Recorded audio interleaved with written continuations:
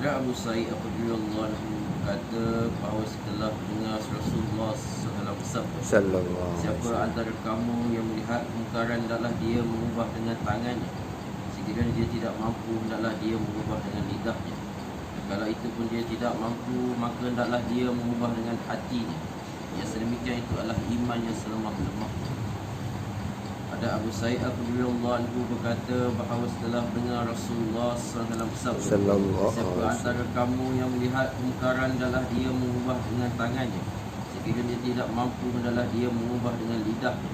Dan kalau itu pun dia tidak mampu, maka hendaklah dia mengubah dengan hatinya. Yang sedemikian itu adalah iman yang selemah-lemah. Dipetik dari kitab Tarikh, hadis riwayat Muslim, Tirmizi, Nasa'i dan Ibnu Majah. Terangan.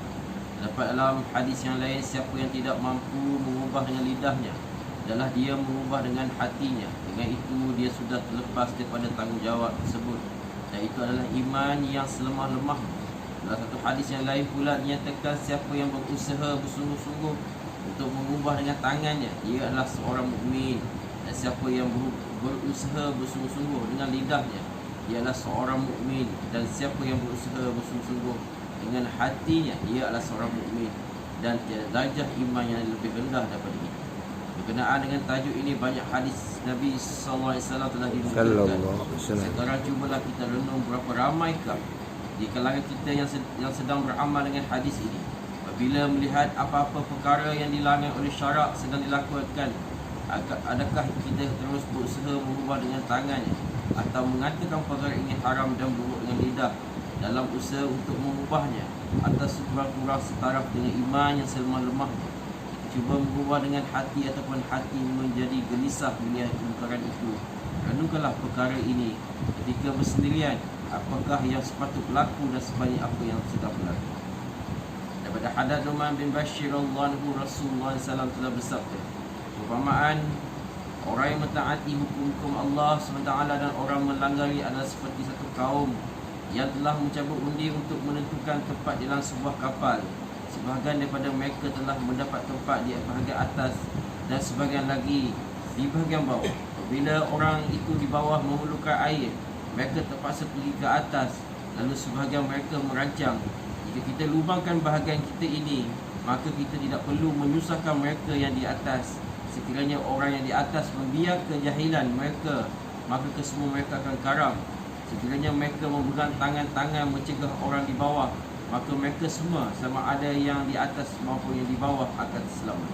Daripada hadits Nu'man bin Bashir radhiyallahu anhu, Rasulullah SAW telah bersabda, perumpamaan orang mentaati hukum hakam Allah SWT dan orang melanggarnya adalah seperti satu kaum yang telah mencabut undi untuk menentukan tempat di dalam sebuah kapal. Sebahagian daripada mereka telah mendapat tempat di atas, sebahagian lagi di bahagian bawah. Bila orang di bawah memerlukan air, mereka terpaksa pergi ke atas. Lalu sebahagian mereka merancang, jika kita lubangkan bahagian kita ini, maka kita tidak perlu menyusahkan mereka di atas. Sekiranya orang yang di atas membiarkan kejahilan mereka, maka kesemua mereka akan karam. Sekiranya mereka memegang tangan-tangan mencegah orang yang bawah, maka mereka semua, sama ada yang di atas maupun yang di bawah, akan selamat. Hadis riwayat Bukhari dan Tirmizi. Keterangan, sekali ada sahabat radhiyallahu anhu bertanya kepada Nabi SAW, apakah mungkin kami akan musnah dan binasa, sedangkan di kalangan kami masih yang ada orang yang soleh lagi bertakwa? Nabi SAW menjawab, ya, bila keburukan telah bermerajalela, kemunduran kemerosotan umat Islam pada masa ini telah diketahui umum. Berbagai rancangan baru telah diperkenalkan sebagai cara untuk memperbaiki keadaan tersebut. Namun demikian, sama ada orang yang berpendidikan agama atau orang yang berpendidikan moden, tidak terlintas pun dalam fikiran mereka tentang penyakit umat yang telah dibentuk oleh tabib yang hakiki dan pendidikan yang pengasih Nabi Muhammad SAW.